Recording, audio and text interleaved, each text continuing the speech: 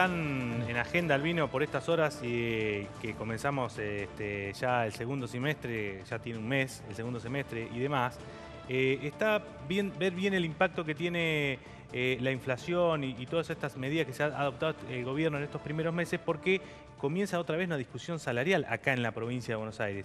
Y se tiran muchos números. Por ejemplo, así, lo resumo, por ejemplo, en el caso de los docentes. El gobierno dice, con el 36,4 que le dimos en marzo, no hay ninguna estadística que diga que se ha perdido más de eso en el salario y demás. Y los docentes dicen, no, con esta inflación tenemos que pedir por lo menos 10 más. Digamos, eso...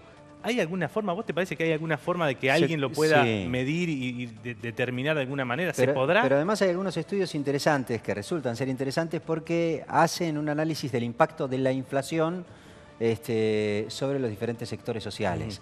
Algunos de ellos, creíbles por cierto, dicen, bueno, la inflación hasta ahora pegó y muy duro, o por lo menos mucho más duro, en los trabajadores. En el 10% de la población que tiene menores recursos, el impacto de la inflación fue del 52%.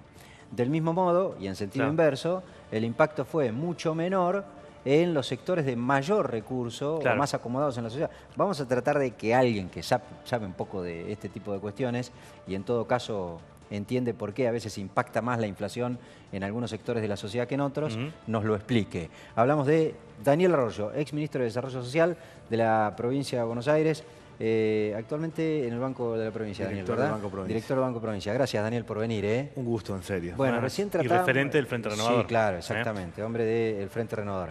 Tratábamos de entender nosotros, y para eso te invitamos, en todo caso, para que nos ayudes a comprender cómo es esto del impacto que tiene la inflación que pega en algún sector más que en otros de la sociedad. Básicamente los sectores más pobres, el grueso de su ingreso, el 75% del ingreso, va en alimentos y transportes. Casi todo lo gasta en alimentos y transportes. Cuando uno va subiendo en las clases sociales, los que tienen trabajo informal, la gente que es de clase media, tiene una parte de alimentos, pero también gastan en otras cosas. Como la inflación ha sido más alta en alimentos que en el resto, los sectores más pobres, que casi todo consumen alimentos, tienen una inflación más alta. O sea, impacta más en el... Impacta más absolutamente. Uno podría decir lo siguiente, nosotros acabamos con Sergio Massa de estar haciendo un estudio que lo vamos a presentar la semana que viene. En los sectores que tienen trabajo formal, que tienen sindicatos que discutieron paritarias, en estos 7 meses perdieron 10% de ingreso. O sea, pueden comprar 10% menos de lo que compraban el 31 de diciembre del 2015. Los que están debajo de eso, los que hacen changas, trabajo informal, el que tiene trabajo en negro, o aún el que tiene planes sociales, perdió 15%. Puede comprar 15% menos que el 31 de diciembre del 2015, lo que marca que una pérdida brutal de ingresos. Pero, Arroyo, usted habla de que alimentos es lo que más aumentó. ¿Eso está medido por el INDEC o la consultora? Digamos, ¿y en qué términos? Porque se habla en general de que a este momento estamos entre un 38 y un 44% anualizado de inflación global, general. La que sería solo de alimentos, ¿en cuánto la calculan ustedes para esos estudios? El 56%. Nosotros tenemos, en términos generales, un 42% de inflación anual, si se mide, y casi 56% en alimentos. Los alimentos han subido más. Ahora, pero además le subieron a los sectores pobres el transporte. O sea, las dos cosas que consumen más, alimento y transporte, le subió todo. ¿Y el servicio? ¿Qué lugar ocupa? El servicio ocupa esto. O sea, el resto, porque también hubo, naturalmente, digamos... pero ahí no impactan los beneficios para los... Sí, no llegan lo que tiene que ver con los tarifazos les pegan a todos, pero más a los sectores medios y a los sectores que tienen trabajo informal. El tarifazo plantea dos problemas. Uno que ha sido brutal y que ha sido un mecanismo que en algunos casos llegan al 1000, al 1500% de aumento en luz y nadie sabe cómo va a terminar lo del gas. Y otro, muy complicado para las familias, que le aumenta el costo fijo. No solo es que le sube más, sino que todos los meses tenía que arrancar pagando más costo fijo producto de los tarifazos. El gobierno está leyendo mal la realidad social. A una familia que todo le salía más caro por los alimentos, que después le vino el aumento del transporte, le vino un tarifazo. A esa familia, si tiene changa, si hace trabajo informal, un tercio de la población gana menos porque trabaja menos días. Está muy complicada la realidad. Arroyo, pero de todas maneras, el argumento que pone el gobierno es que digamos, los beneficios sociales para esos sectores se han extendido, se han ampliado y llegarían a todos. Es decir, que ese argumento suyo no cabería... La famosa tarifa social, por ejemplo. Las tarifas sociales y demás.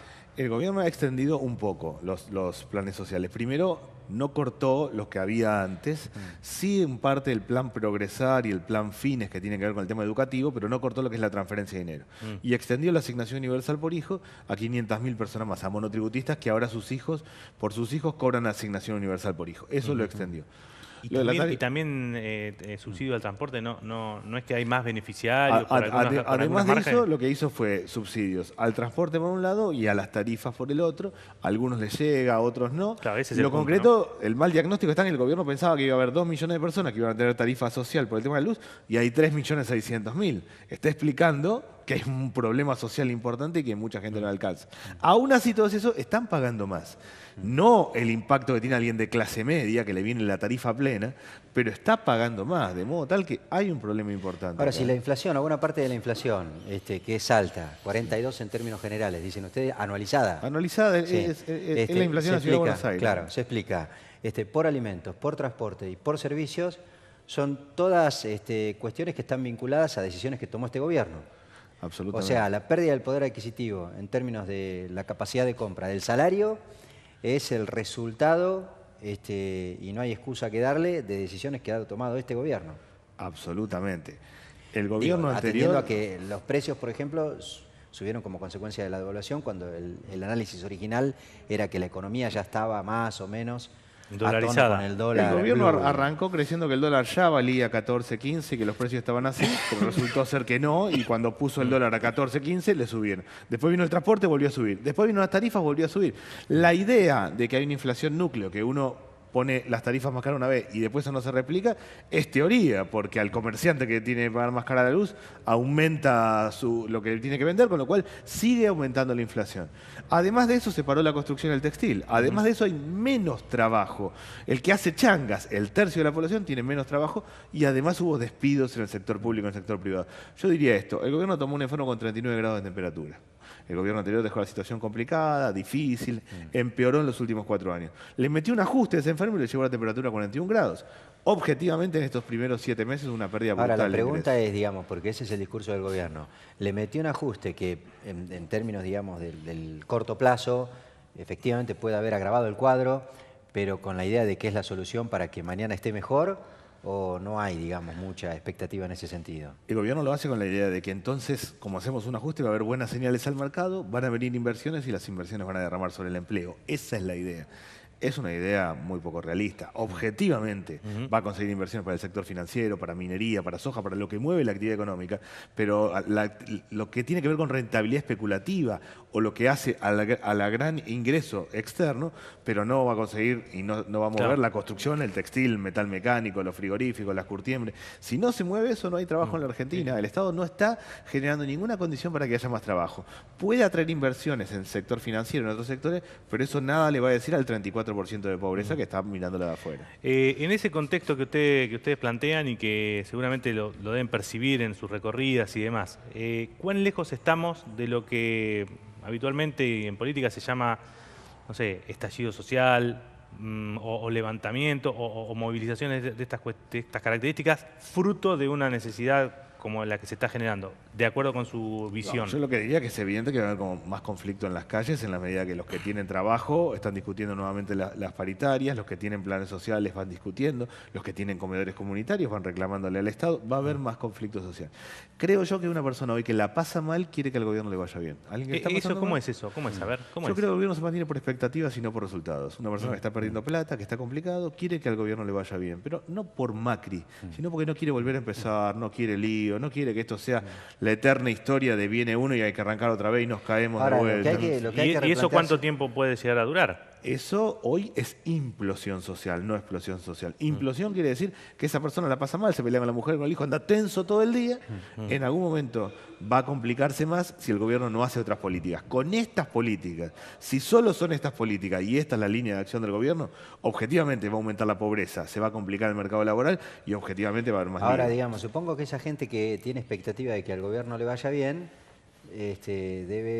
no debe tener dudas acerca de que la idea de Macri no es gobernar para los ricos, como dicen muchos, porque si no está claro que cualquiera que esté convencido de que la idea de Macri es gobernar para los ricos, No sé hasta qué No tendría punto esa debe expectativa. querer, claro, no sé hasta qué punto debe querer que le vaya bien, porque al fin y al cabo, si le va bien y esa es su idea, iría en contra de sus propios intereses. Yo estuve viendo algunas encuestas donde se le preguntan, Macri gobierna para los ricos, Macri gobierna para todos, Macri gobierna para los pobres. Son las tres preguntas.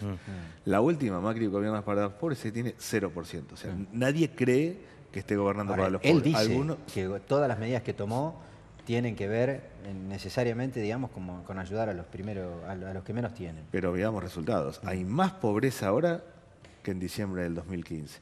Hay más desocupación ahora que en diciembre del 2015. Hay más desigualdad. Hubo transferencia de recursos. Los que menos tienen, a los que más tienen. Hasta acá, nada ha ido para el lado de los ¿Eso pobres. se puede explicar por la herencia? Digo, porque todavía seguimos hablando de la herencia. Uno puede, eventualmente, qué sé yo, justificar los tarifazos por la herencia. Ahora, parece que todo tiene que ver con la herencia recibida. Más pobres, la herencia. Más desocupados, la herencia. No, yo creo que el gobierno es un gobierno muy ideológico. Tenía un problema serio con el tema de la energía y los servicios públicos y está claro que tenía que actualizarlos, pero no hacía lo bestia. Pero es un gobierno que cree que dándole buenas señales al mercado esto va a cambiar. Yo creo que el gobierno tiene un modelo de país. Un modelo de país que es la Alianza del Pacífico, o sea, el libre comercio, darle mucho valor agregado a la producción primaria, mucha actividad y mundo del conocimiento y una economía muy globalizada, muy parecido a Chile como modelo. Ese modelo es una Argentina posible, pero es una Argentina a la que le sobran 20 millones de personas. Con ese esquema se puede modernizar alguna actividad, podemos globalizarnos, podemos interactuar con el mundo, pero hay 20 millones de personas que no tienen nada que hacer. mitad de la población, digamos, Exactamente. no es cualquiera.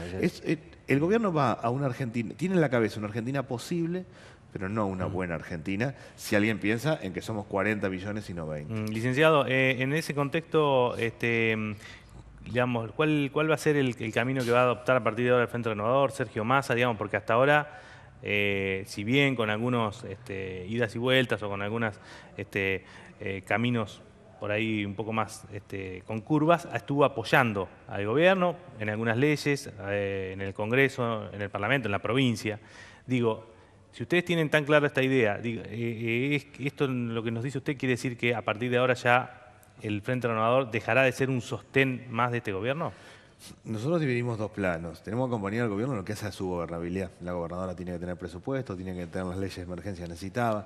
El gobierno nacional requería determinadas políticas para salir del default o para salir del cepo cambiario. Las tiene ya. Ahora, tenemos una mirada muy crítica en lo que está pasando y vamos a ir agudizando la oposición y agudizando la distancia, más allá de lo que nos parezca a nosotros, porque la realidad lo va marcando.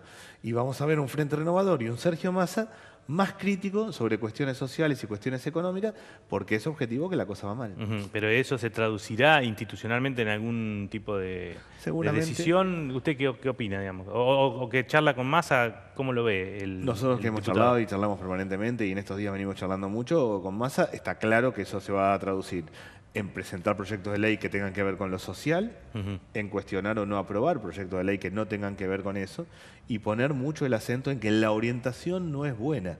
Nosotros hemos hecho un aporte. Cuando el gobierno presenta la ley PYME, tiene un montón de falencias, la mejoramos y ayudamos a que salga. Pero claramente acá lo que tiene que hacer el gobierno es no solo tener proyectos de ley que mejoren, sino cambiar la orientación. Con esta orientación de política económica, la cosa va mal. Si pobreza cero queda para acá, la política que está ganando el gobierno queda para el otro lado. Claro.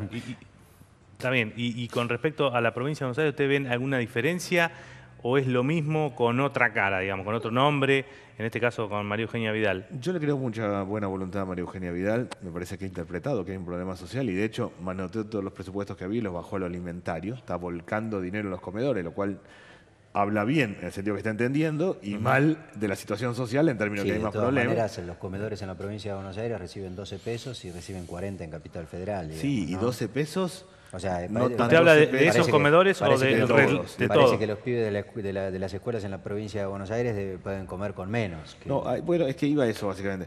Yo creo que el gobierno provincial entiende más qué está pasando a nivel de la realidad social que el gobierno nacional. La respuesta es escasa por más que esté volcando recursos. 12 pesos contra 40 en la Ciudad de Buenos Aires, 12 pesos con mucha discusión sobre el cupo. Estuve, para dar una idea, hace poquitos días en una escuela en Pergamino. Fui después del mediodía y las cocineras que daban la comida, lo que hacen el viernes es estiran de darle la comida a los chicos a las 3 de la tarde. Le dan a último momento para que se vayan con la panza llena porque no saben si comen el fin de semana. Claro. Pergamino, zona que debería estar de mayor desarrollo. Pergamino pasa eso. Imaginemos qué es lo que pasa entonces en el caso del conurbano bonaerense. Hay una situación muy complicada. Por primera vez en muchísimos años en Argentina bajó el consumo de leche, fluida en sachet. Todas las madres saben que tienen que darle leche a sus hijos. Si no le dan leche, si no compran leche, porque quiere decir que no hay plata, se come menos carne, se consume menos leche y más harina. Se está comiendo peor, además. Lo saco del campo eminentemente técnico, Daniel, y lo invito a reflexionar en algunas cuestiones que tienen que ver básicamente con lecturas políticas. ¿Cómo lo vio al presidente en la rural? No me gustó básicamente su esquema, su orientación. Da cuenta de esto que yo digo, un modelo muy globalizado y solo para algunos.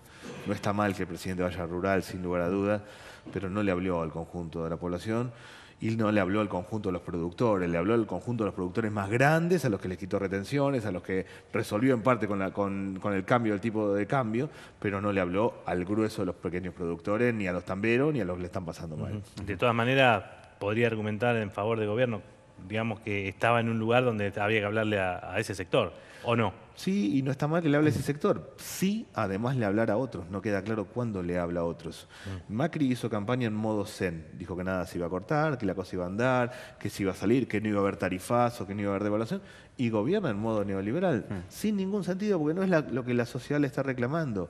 Está haciendo un gobierno demasiado ideológico, casi como que lo tiene en el ADN, esta cosa muy de mercado y muy de derecha, sin una sociedad que se lo está demandando. No tiene sentido lo que está haciendo. No solo es negativo a mi modo de ver, en términos de generar más pobreza, sino que no tiene ningún sentido hacer algo así. La última de mi parte, Daniel. La reconstrucción del peronismo o esta especulación que existe acerca de la posibilidad de que se vuelvan a juntar muchos de los dirigentes que históricamente formaron parte del peronismo de cara a lo que se viene, el próximo turno electoral, hasta Massa con Randazzo.